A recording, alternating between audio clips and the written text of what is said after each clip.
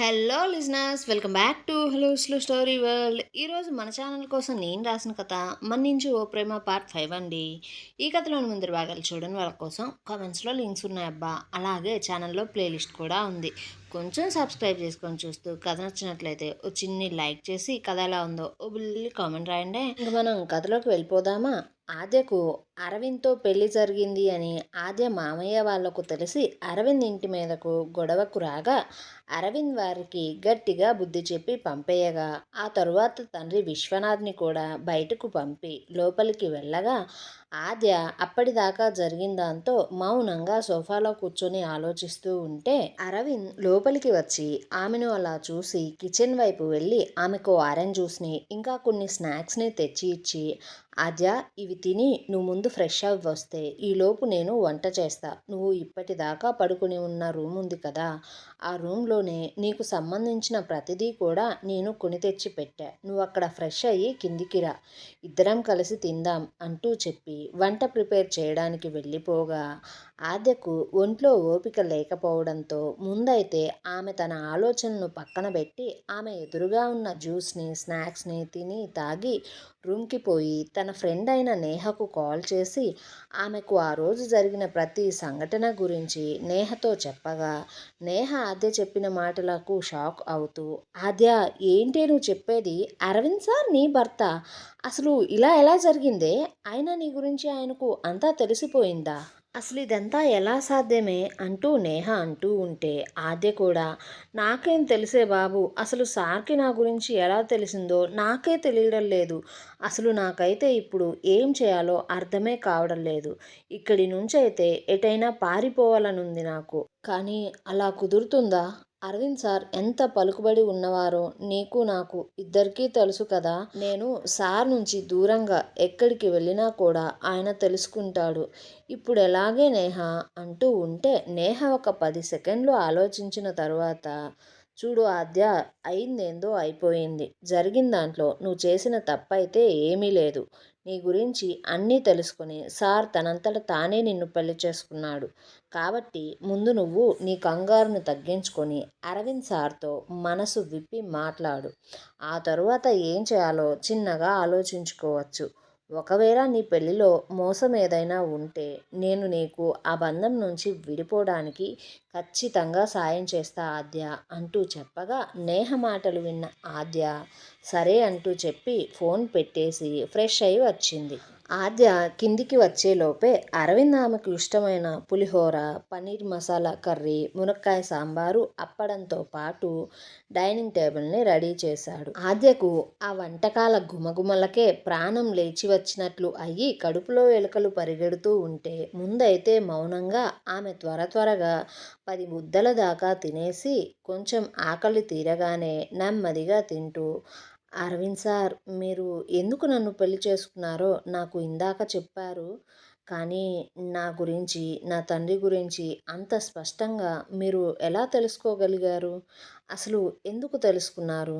పైగా మా నాన్న పుట్టింటి తరపులో ప్రతి విషయాన్ని అంత స్పష్టంగా తెలుసుకోవడం మీకు ఎలా సాధ్యమైంది సార్ అంటూ ఉంటే అరవింద్ తింటున్న ఆద్యను చూస్తూ, ఆద్య చెప్పా కదా, నేను నిన్ను ప్రేమించా, అందుకే నీ గురించి తెలుసుకున్నా, అంతే, అంతకు మించి ఏమీ లేదు. నువ్వు ఈ విషయాలన్నిటి గురించి అతిగా ఆలోచించకు ఆద్య అంటూ ఆమెతో చెప్పగా ఆద్య, అరవింద్ సార్ నేను లాయర్ చదువుతున్న అమ్మాయిని సార్, మరీ అమాయకురాలనైతే కాదు. ఒకవేళ మీరు నన్ను నేనేంటో తెలియక ప్రేమిస్తే సరే అనుకునేదాన్ని, సరిపెట్టుకునేదాన్ని.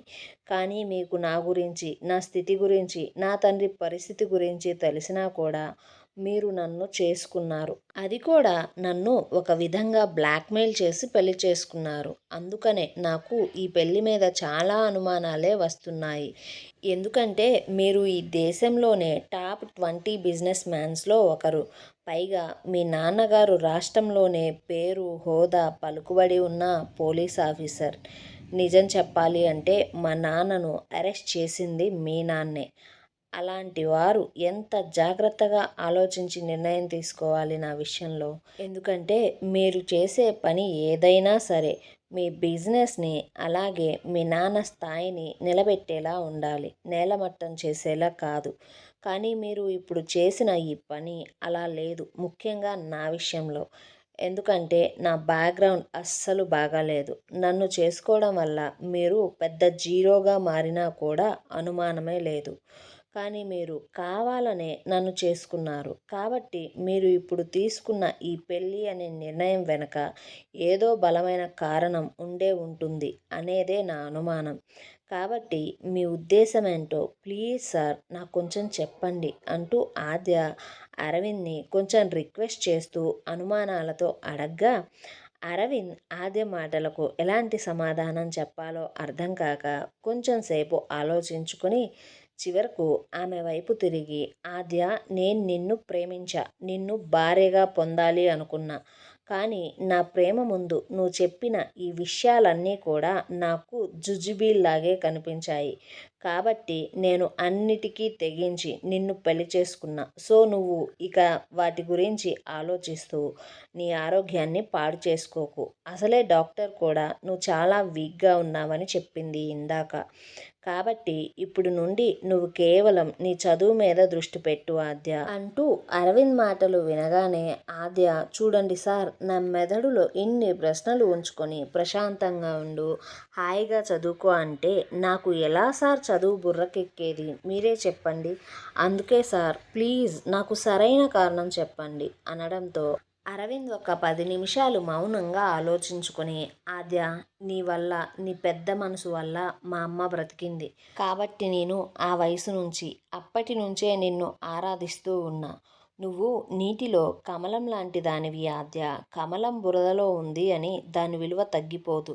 మీ నాన్న నేరస్తుడు అయినంత మాత్రాన నువ్వెందుకు శిక్ష అనుభవించడం? పైగా నువ్వలా తప్పు చేసిన దానిలా అజ్ఞాతంలో బ్రతకడం నచ్చలేదు. అందుకే నిన్ను ఎలాంటి కారణంతో అయినా సరే వదులుకోవాలి అని నేననుకోలేదు. కాబట్టి మీ నాన్న తరపు బంధువుల గురించి తెలిసినా సరే నేను పెద్దగా పట్టించుకోలేదు. అలాగే నాకు ఈ సమాజానికి నేను చేసే పనులేంటో, ఇక నా ఇష్టాలు ఏంటో వాటి గురించి సమాధానం చెప్పే అవసరం నాకు లేదు. కాబట్టి నేను అన్నిటికీ సిద్ధపడే నిన్ను పెళ్లి చేసుకున్నా. ఈ పెళ్లి వల్ల ఎలాంటి పరిణామాలు ఏర్పడ్డా సరే నేను ఫేస్ చేస్తా. అలా అని ఇప్పుడు నేను నిన్ను నా ఇష్ట ప్రకారం బ్రతకమని చెప్పను. అలాగని ఇప్పటికిప్పుడే నన్ను ఇష్టపడు అని కూడా నేను చెప్పను. కాకపోతే ప్రస్తుతానికి నువ్వు నీ చదువు మీద దృష్టి పెట్టు. అలాగే కనీసం ఒక 3 నెలల సుమారైనా సరే మీ నాన్నను కలవడానికి ట్రై చేయకు. ఎందుకంటే ఆయన శత్రువులు నీ కోసం వెతుకుతున్నారు. కాబట్టి నువ్వు ఆద్యవని వారికి తెలియడం నీకు, మీ నాన్నకు ఇద్దరికీ మంచిది కాదు అంటూ చెప్పగా అతని మాటలన్నీ విన్న ఆద్య నీరసంగా మొహం పెట్టుకోగా, తనను అలా చూసిన అరవింద్, చూడు ఆద్య, నువ్వు భయపడకు. ఎందుకంటే నేను వీలున్నప్పుడల్లా మీ నాన్నతో నువ్వు ఫోన్ మాట్లాడే ఏర్పాట్లను చేస్తా. అలాగే మీ నాన్నకు జైల్లో ఏమీ కాకుండా కూడా చూసుకునే బాధ్యత నాది. ఈ విషయాలన్నీ మీ నాన్నగారికి కూడా నేను చెప్తా అంటూ అరవింద్ చెప్పగా ఆద్య అన్నిటికీ సరే అంటూ చెప్పి వెళ్ళి పడుకోగా ఆమెకు అస్సలు నిద్ర పట్టడం లేదు. ఎందుకంటే ఆమెకు ఇంకా కూడా అరవింద్ ఏదో విషయాన్ని తన దగ్గర దాస్తున్నట్లు అనిపిస్తూ ఉంది. అలా ఆమె ఆలోచనలతో ఆమె ఎప్పటికో నిద్రపోతే, మరోవైపు అదే ఇంట్లో ఉన్న అరవింద్ మాత్రం ఆ రాత్రి వేళలో చాలాసేపు సిస్టమ్ ముందు కూర్చొని ఏవో ఇంపార్టెంట్ ఫైల్స్ని తయారు చేస్తూ ఉన్నాడు. రాత్రి సమయంలో ఇంటికి వచ్చిన విశ్వనాథ్ తన భార్యను పిలిచి, లావణ్య, నీ కొడుకు జీవితంలో ఇప్పుడు జరిగిన ప్రతి విషయం కూడా నీ సమక్షంలోనే జరిగింది కదా అంటూ అడగ్గా, లావణ్య, అవును, నేనే దగ్గరుండి గృహప్రవేశం కూడా చేయించి ఇంటికి వచ్చా అని చెప్పడంతో విశ్వనాథ్ కోపంగా, అసలు మీ ఇద్దరు ఎందుకిలా చేసి నా విలువలను తగ్గించాలని చూస్తున్నారు సమాజంలో?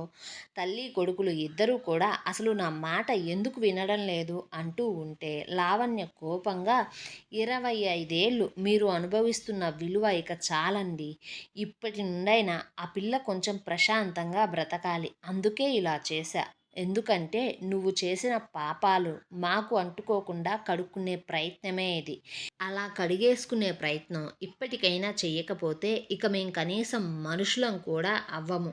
అనగానే విశ్వనాథ్, మీరు చేసిన పని వల్ల నేను ఈ సమాజంలో తలెత్తుకొని తిరగలేను, నా గౌరవం మొత్తం పోతుంది అంటూ అతను ఇంకా ఏదేదో చెప్పబోతూ ఉంటే లావణ్య కూడా వెంటనే, చూడు విశ్వనాథ్, నీకు అంత ఇబ్బంది అవుతుంది అనిపిస్తే నా వల్ల నా కొడుకు వల్ల ఇక నేను మీతో ఉండాలి అనుకోవడం లేదు.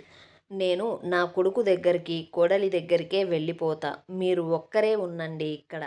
మీ కుళ్ళు, కుతంత్రాలతో కట్టుకున్న ఈ మేడలలో. ఇప్పటిదాకా నిన్ను నేను భరిస్తూ నా కొడుక్కు దూరంగా ఉంది చాలు ఇక. ఒకవేళ మీడియాకి మనం విడిపోతున్న విషయం తెలిసి నిన్ను అడిగితే ఎప్పుడో మీతో మీ భార్య, బిడ్డ విడిపోయామని చెప్పండి అంటూ విశ్వనాథ్తో చెప్పేసి లావణ్య తన వస్తువులన్నిటినీ సర్దుకొని వెంటనే ఆ ఇంటి నుంచి వెళ్ళిపోయింది బయటికి. విశ్వనాథ్ ఎంతగా పిలుస్తున్నా సరే లావణ్య అసలు తన మాటలను వినిపించుకోనే లేదు. అలా లావణ్య రాత్రి 1 గంట సమయానికి కొడుక్కి ఫోన్ చేసి అతని ఇంటి డోర్ని తీయమని చెప్పి లోపలికి వచ్చి కొడుకుతో మొత్తం విషయాన్ని చెప్పేసింది. దాంతో అరవింద్ కూడా ఆమెను ఏమీ అనకుండా ఆద్యతో అతనికి అప్పటి వరకు జరిగిన మాటలన్నీ కూడా తల్లితో చెప్పి ఆమెను కూడా అదే విధంగానే ఉండమని, ఆద్య అడిగితే అలాంటి సమాధానాలే చెప్పమని చెప్పాడు. మరోవైపు ఆద్యను వెతుకుతున్న ముఠ ఆమె పనిచేసిన నర్సరీ వరకు వచ్చి ఆద్య అక్కడ పని మానేసిందని తెలుసుకొని ఆద్య ఉండే హాస్టల్ వివరాలను తెలుసుకొని హాస్టల్కి వెళ్ళగా ఆమె ఇంకా కూడా ఆ రోజు హాస్టల్కి తిరిగి రాలేదని తెలుసుకున్నారు. అయితే వారు అంత రాత్రివేళ ఆద్య రూమ్కి వెళ్ళి ఆమె వస్తువులను, ఆమె బట్టలను అన్నీ వెతికి ఏమన్నా సమాచారం దొరుకుతుందా అని చూసి ఏ సమాచారం దొరక్క చివరికి ఆద్య పనిచేస్తున్న అరవింద్ హోటల్కి బయలుదేరారు. మరుసటి రోజు మధ్యాహ్నానికి విశ్వనాథ్ ఎదురుగా ఓబుల్, శరవ కూర్చొని టీ తాగుతూ వారు మాట్లాడుకోవడం మొదలుపెట్టారు.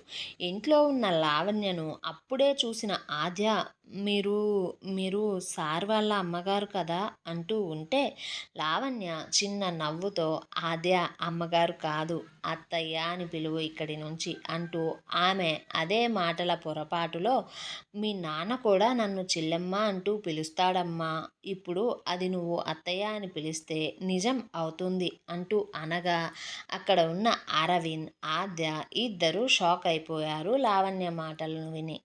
అయితే వెంటనే ఆద్య, మేడం మీకు మా నాన్న తెలుసా అంటూ అడగ్గా లావణ్య కంగారుగా నీళ్లు నములుతూ ఉంది. మరోవైపు ఆద్య కోసం వెతుకుతున్న ముఠ అప్పుడే అరవింద్ హోటల్ దగ్గరికి వచ్చింది. అయితే వారు ఆ హోటల్లోకి వెళ్లకుండా దాన్ని బయట నుంచే పరిశీలనగా చూస్తూ ఉన్నారు. ఏమండోయ్, మరిప్పుడు లావణ్య మాటలు విన్న ఆద్యకు లావణ్య మీద కూడా అనుమానం కలుగుతుందా? విశ్వనాథ్ ఓబుల్ను, శర్వను అతని దగ్గరికి పిలిపించుకొని ఎలాంటి ప్లాన్ వేయబోతున్నాడు ఆద్య మీద? ఆద్య కోసం వెతుకుతూ వచ్చిన ముఠ ఆద్య వరకు చేరుకోగలుగుతుందా? అసలు అరవింద్ అంతరాత్రి కూర్చొని ఏ ఫైల్స్ని ప్రిపేర్ చేస్తున్నాడు? ఇంతకు ఆద్య తన తండ్రికి జరిగిన అన్యాయం తెలుసుకుని ఆ జైలు నుంచి బయటికి తీసుకుని రాగలుగుతుందా? ఇలాంటి ప్రశ్నలన్నిటికీ సమాధానం కావాలంటే మన ఛానల్ని సబ్స్క్రైబ్ చేయండి, వీడియోని లైక్ చేయండి. కథనం ఎలా ఉందో బుల్లి కామెంట్ చేసి చెప్పండి అబ్బా కొంచెం.